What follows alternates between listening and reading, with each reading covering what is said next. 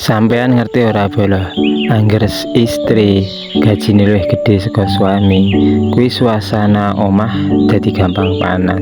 Soale di budaya kita, kuwi suami cenderung sebagai pencari nafkah utama.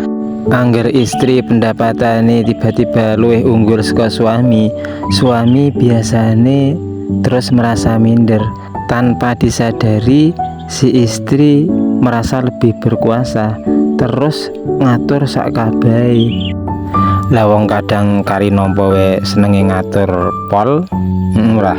Apa meneh nek bab duit dhek menang, wis tambah ngerek gendera. Wis ora iso menghargai perasaane wong liya, tambah meneh ora iso menghargai pendapate wong liya, mestine ngono.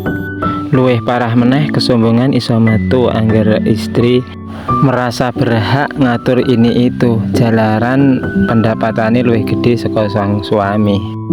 Tapi sebenarnya sing gawe hubungan awet harmonis kuwi dudu sapa sing paling sugih, nanging piye carane suami istri iku saling berbagi peran antara tanggung jawab masing-masing. Jadi kunci ini rumah tangga ben ora gampang bubar, ora gampang ribut, kuwi otomatis ya kudu komunikasi terbuka. Istilah Jawa rembukan sapa aruh, sanadyan gajine utawa pendapatane luwih gedhe sing wedok, insyaallah kuwi mau bakal dadi keluarga yang sakinah mawaddah warahmah. Wis kabeh tak dongake ngono.